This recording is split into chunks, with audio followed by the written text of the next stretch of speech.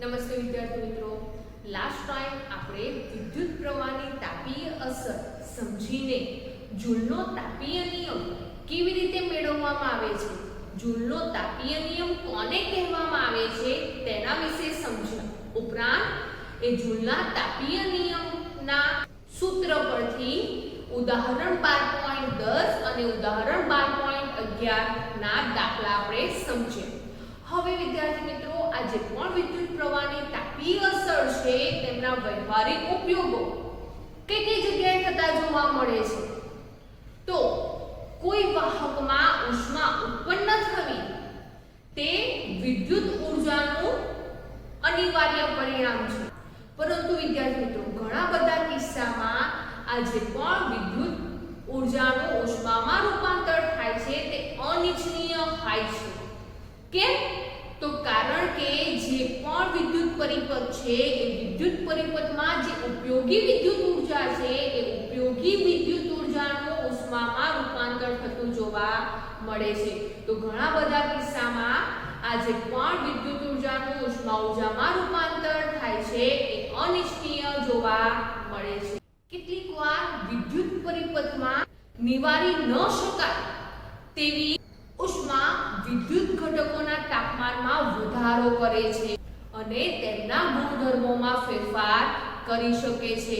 તો આને કારણે કેટલાક કિસ્સાઓમાં આ જે પણ વિદ્યુત ઊર્જાનું ઉષ્મા ઊર્જામાં રૂપાંતર થાય છે એ અનિચ્છનીય જોવા મળે છે. પરંતુ વિદ્યુત પ્રવાહની તાપીય અસરનો ઉપયોગ કેટલાક ઉપકરણોમાં થતો જોવા મળે છે. એટલે કે આ જે પણ અનિચ્છનીય હોવાને કારણે પણ કેટલાક કિસ્સાઓમાં કેટલાક ઉપકરણોમાં વિદ્યુત પ્રવાહની તાપીય અસર જોવા મળે છે. ઉદાહરણ તરીકે આપણે લાસ્ટ ટાઈમ સમજી ગયા છે કે કયા ઉપકરણોમાં વિદ્યુત પ્રવાહની તાપીય અસર જોવા મળે છે. તો વિદ્યાર્થી મિત્રો, જોઈએ આપણે વિદ્યુત પ્રવાહની જે તાપીય અસર છે એ વિદ્યુત પ્રવાહની તાપીય અસર ના વ્યવહારિક ઉપયોગો.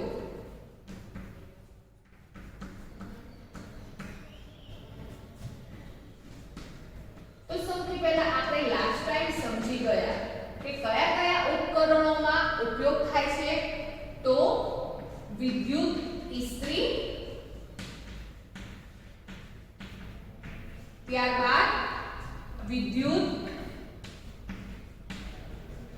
હીટર જેવા ઉપકરણોમાં વિદ્યુત તાપીય અસરનો ઉપયોગ થતો જોવા મળે છે. આ ઉપરાંત બીજા કેટલાક ઉપકરણો છે તેમાં પણ આનો ઉપયોગ થાય છે. અને કયા ઉપયોગો છે? તો ઓવન, વિદ્યુત ટોસ્ટર, વિદ્યુત કેટલી જેવા ઉપકરણોમાં જે પણ વિદ્યુત તાપીય અસર છે તેની અસરનો જે સિદ્ધાંત છે એ સિદ્ધાંતનો ઉપયોગ થતો જોવા મળે છે. એટલે કે જે જૂલ ઉષ્મા પર કાર્ય કરે છે. આ ઉપરાંત વિદ્યાર્થી મિત્રો, બીજો વિદ્યુત પ્રવાહની તાપીય અસરનો જે સિદ્ધાંત છે એનો ઉપયોગ બીજે ક્યાં થાય?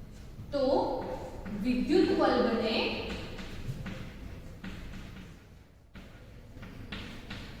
ફિલામેન્ટ ને ગરમ કરી પ્રકાશ મેળવવા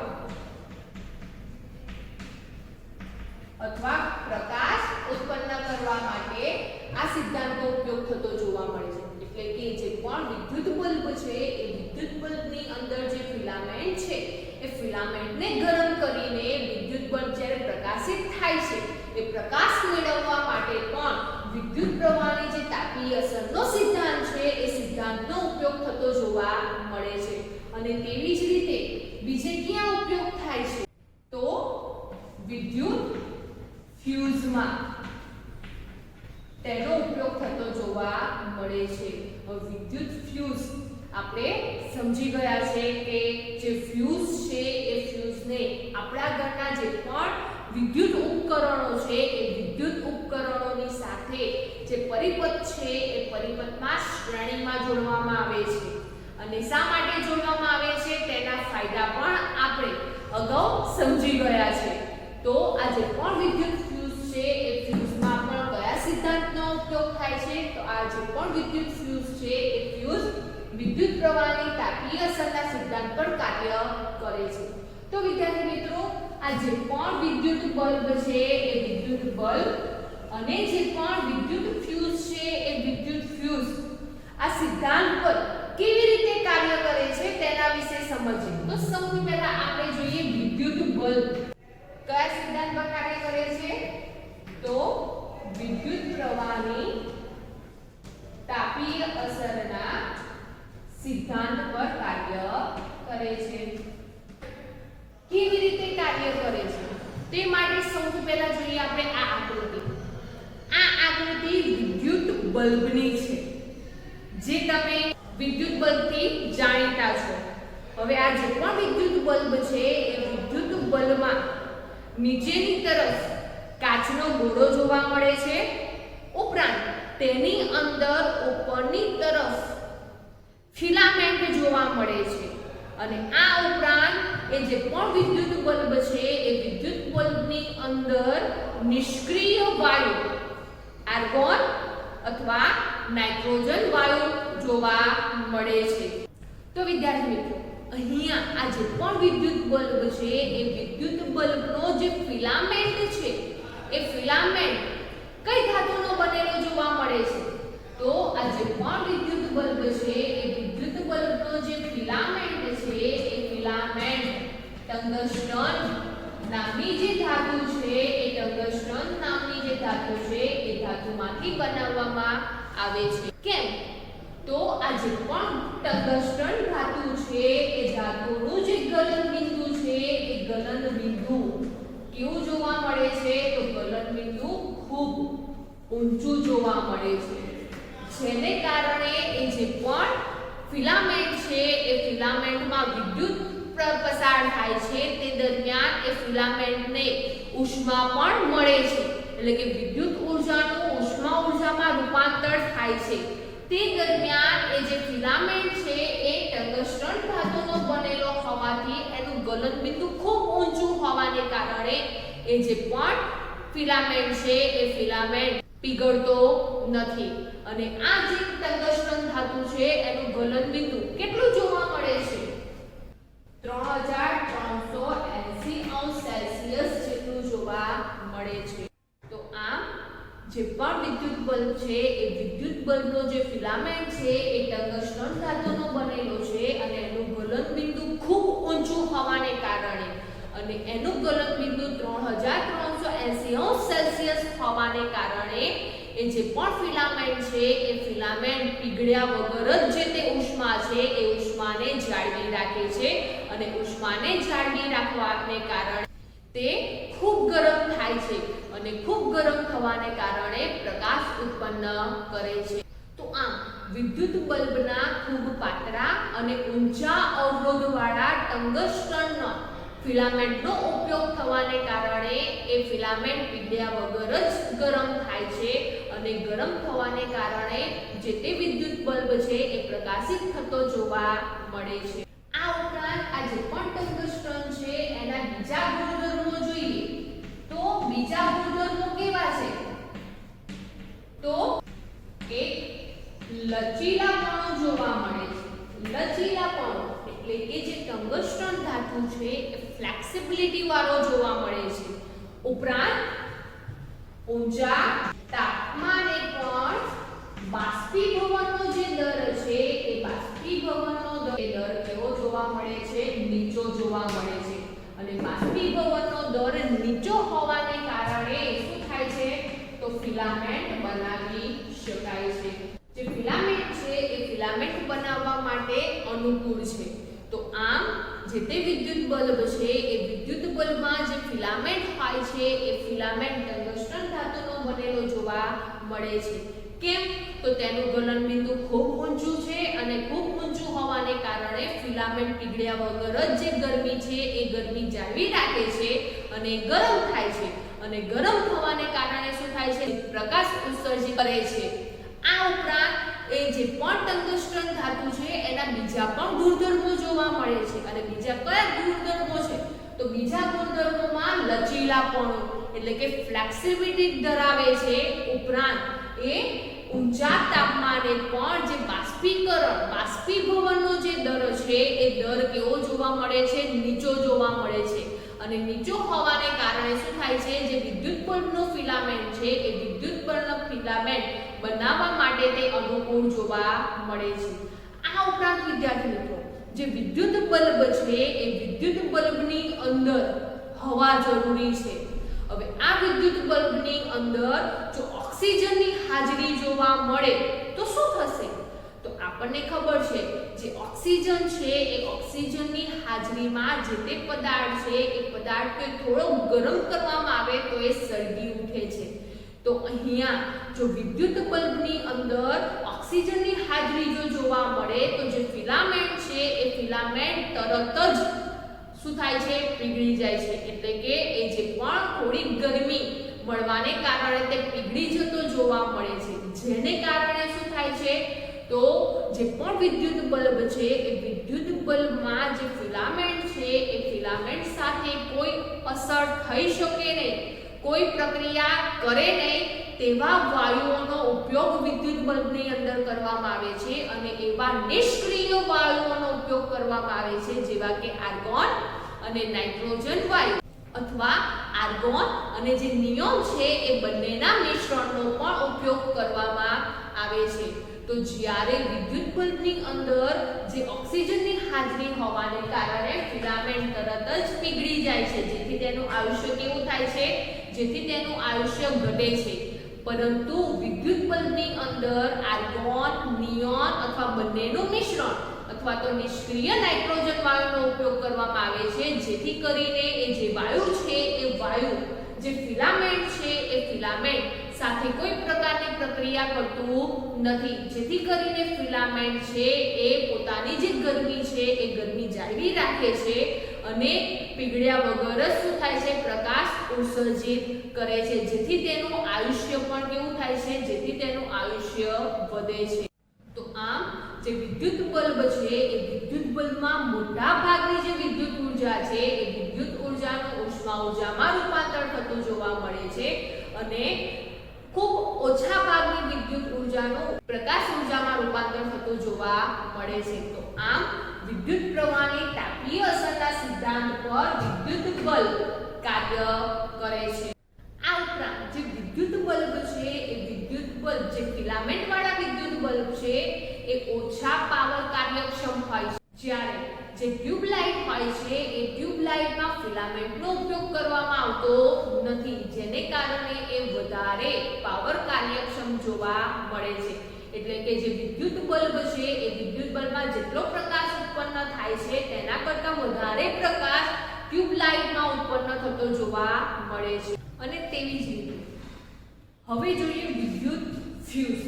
એટલે કે આપણે અત્યારે જે ફિલામેન્ટ વાળા વિદ્યુત બલ્બ ની વાત કરી તેવી જ રીતે હવે જે વિદ્યુત ફ્યુઝ છે એ વિદ્યુત ફ્યુઝ પણ વિદ્યુત પ્રવાહની તાપીય અસરના સિદ્ધાંત પર કાર્ય કરે છે. કેવી રીતે કરે છે? તો સૌથી પહેલા જુઓ આ આકૃતિ. આ આકૃતિ વિદ્યુત ફ્યુઝની છે, જેમાં વચ્ચે તમને પાતળો તાર જોવા મળે છે, જેને ફ્યુઝ તાર તરીકે ઓળખવામાં આવે છે. અને આ જે પણ તાર છે એ તાર કાચની નળીની અંદર ગોઠવવામાં આવે છે. અને આ જે કાચની નળી છે એ કાચની નળીની આગળ પાછળની તરફ ફ્યુઝને પરિપથમાં જોડવા માટેની ધાતુની ટોપી એટલે કે ધાતુના કવર કરેલા જોવા મળે છે. તો આ છે વિદ્યુત ફ્યુઝ. હવે વિદ્યાર્થી મિત્રો, આ જે પણ વિદ્યુત ફ્યુઝ છે એ વિદ્યુત ફ્યુઝ કેવી રીતે કાર્ય કરે છે? તો સૌથી પહેલા જે વિદ્યુત ફ્યુઝની અંદર જે પાતળો તાર જોવા મળે છે, જેને ફ્યુઝ તાર કહેવામાં આવે છે, એ ફ્યુઝ તાર કેવો લેવામાં આવે છે? હમણાં આપણે ફિલામેન્ટ વાળા વિદ્યુત બલ્બની વાત કરી, એમાં જે ફિલામેન્ટ છે એ ફિલામેન્ટ ટંગસ્ટન ધાતુનો બનેલો હોય છે. કેમ? કારણ કે એનું ગલન બિંદુ ખૂબ ઊંચું હોય છે. જ્યારે અહીંયા જે ફ્યુઝ તાર છે એ ફ્યુઝ તાર નીચા ગલન બિંદુ વાળી જે ધાતુ છે ધાતુનો બનાવવામાં આવે છે. તો આ જે ફ્યુઝ તાર છે એ ફ્યુઝ તાર નીચા અવરોધવાળા અને નીચા ગલનબિંદુ ધરાવતો તાર છે. એટલે કે આ જે પણ ફ્યુઝ તાર છે એ ફ્યુઝ તારનો અવરોધ કેવો હોય છે? નીચો એટલે કે ઓછો જોવા મળે છે અને એ જે તાર છે એ તારનું ગલનબિંદુ કેવું જોવા મળે છે? નીચું જોવા મળે છે. તો આમ જે ફ્યુઝ છે એ ફ્યુઝમાં વચ્ચેની તરફ જે જોવા મળતો તાર છે એ નીચી ગલનબિંદુ ધરાવતી જે પણ ધાતુ છે એ ધાતુનો બનેલો જોવા મળે છે. તો આ જે તાર છે એ તાર કઈ ધાતુનો બનેલો જોવા મળે છે? તો ધાતુ કે મિશ્ર ધાતુનો બનેલો હોય છે. અને કઈ ધાતુ કે મિશ્ર ધાતુ જોવા મળે છે? તો એલ્યુમિનિયમ, તાંબુ, લેડ, લોખંડ જેનું ગલનબિંદુ કેવું જોવા મળે છે? નીચું જોવા મળે છે. અને મોટે ભાગે જે ફ્યુઝનો તાર છે એ ફ્યુઝના તારમાં લેડ એટલે કે જે સીસુ છે તેનો ઉપયોગ થતો જોવા મળે છે. જેનું ગલનબિંદુ સૌથી ઓછું જોવા મળે છે, સૌથી નીચું જોવા મળે છે. જેને કારણે શું થાય છે? એ જે તાર છે એ તારને થોડી ગરમી પડવાને કારણે પીગળી જાય છે અને પીગળી જવાને કારણે એ જે ફ્યુઝ છે એ ફ્યુઝ બંધ થઈ જાય છે અને ફ્યુઝ બંધ થઈ જવાને કારણે તેની સાથે જોડાયેલા જે પણ શ્રેણીમાં વિદ્યુત ઉપકરણો છે એ વિદ્યુત ઉપકરણોમાં વિદ્યુત પ્રવાહ પસાર થવાનો બંધ થઈ જાય છે અને જે વિદ્યુત ઉપકરણ છે એ વિદ્યુત ઉપકરણોને નુકસાન થતું અટકાવે છે. તો અગાઉ આપણે સમજી ગયા છે તે પ્રમાણે આ જે વિદ્યુત ફ્યુઝ છે એ વિદ્યુત ફ્યુઝને પરિપથમાં કેવી રીતે જોડવામાં આવે છે? તો વિદ્યુત ફ્યુઝને પરિપથમાં ઘરમાં આવતા જેટલા પણ વિદ્યુત ઉપકરણો છે એ બધા જ વિદ્યુત ઉપકરણો સાથે વિદ્યુત ફ્યુઝને શ્રેણીમાં જોડવામાં આવે છે. પરંતુ બાકીના જે ઉપકરણો છે એ બાકીના ઉપકરણો એકબીજા સાથે સમાંતર રીતે જોડવામાં આવે છે. પરંતુ વિદ્યુત ફ્યુઝ છે અથવા તો જે મેઇન સ્વિચ છે તેને ઉપકરણોની સાથે શ્રેણીમાં જોડવામાં આવે છે. જે શું કરે છે? તો વધુ પ્રવાહથી રક્ષણ આપે છે. તો વિદ્યાર્થી મિત્રો, આ જે પણ વિદ્યુત ફ્યુઝ છે એ વિદ્યુત ફ્યુઝ ઘરના જેટલા પણ વિદ્યુત ઉપકરણો છે એ વિદ્યુત ઉપકરણો સાથે કેવી રીતે જોડાયેલા હોય છે? શ્રેણીમાં જોડાયેલા હોય છે. અને જ્યારે આ જે વિદ્યુત ફ્યુઝ છે એ ફ્યુઝની અંદર જે તાર છે એ તાર નીચા ગલનબિંદુ ધરાવતો અને અવરોધ પણ કેવો હોય છે? ઓછો હોય છે. જેને કારણે એ જે ફ્યુઝ છે એ ફ્યુઝ વધુ પડતો જે વિદ્યુત પ્રવાહ ઉત્પન્ન થાય છે તેનાથી રક્ષણ જે તે ઉપકરણને આપે છે. તો જ્યારે પણ જે તે ઉપકરણમાં શોર્ટ સર્કિટ થાય છે કે વધારે પ્રમાણમાં વિદ્યુત પ્રવાહ પસાર થાય છે તે દરમિયાન શું થાય છે? તો તે દરમિયાન જે પણ ધાતુ કે મિશ્ર ધાતુનું ગલનબિંદુ નીચું ધરાવતું જે તાર છે એટલે કે જે ફ્યુઝ તાર છે એ ફ્યુઝ તાર ગરમ થવાને કારણે પીગળી જાય છે અને પીગળી જવાને કારણે એ ફ્યુઝ નો તાર છે પરિપથ છે એ ખુલ્લો થઈ જાય છે અને પરિપથ ખુલ્લો થવાને કારણે વિદ્યુતથી ચાલતા જે તે ઉપકરણો છે એ ઉપકરણો વિદ્યુત પ્રવાહનું વહન બંધ થઈ જાય છે. જેને કારણે જે તે ઉપકરણો છે એ ઉપકરણોને નુકસાનથી અટકાવી શકાય છે. આ ઉપરાંત વિદ્યાર્થી મિત્રો, આપણા ઘરમાં જે તે વિદ્યુત ફ્યુઝ છે એ ફ્યુઝ જુદા જુદા રેટિંગ ધરાવતો જોવા મળે છે. કેવું રેટિંગ જોવા મળે છે? તો તમે જોયું હશે 1 એમ્પિયર, 2 એમ્પિયર, 3 એમ્પિયર, 5 એમ્પિયર કે 10 એમ્પિયર ધરાવતો જે રેટિંગ છે, જે માનાંક છે એ રેટિંગ ધરાવતો ફ્યુઝ ઘર વપરાશમાં જોવા મળે છે. જે ફ્યુઝનો તાર છે એ ફ્યુઝનો તાર ધાતુના છેડાવાળા પોર્સેલિન અથવા અવાહક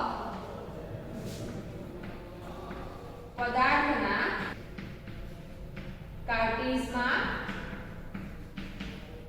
રાખવામાં આવે છે. તો આ જે પણ ફ્યુઝનો તાર છે એ ફ્યુઝનો તાર જે ધાતુના છેડાવાળા પોર્સેલિન છે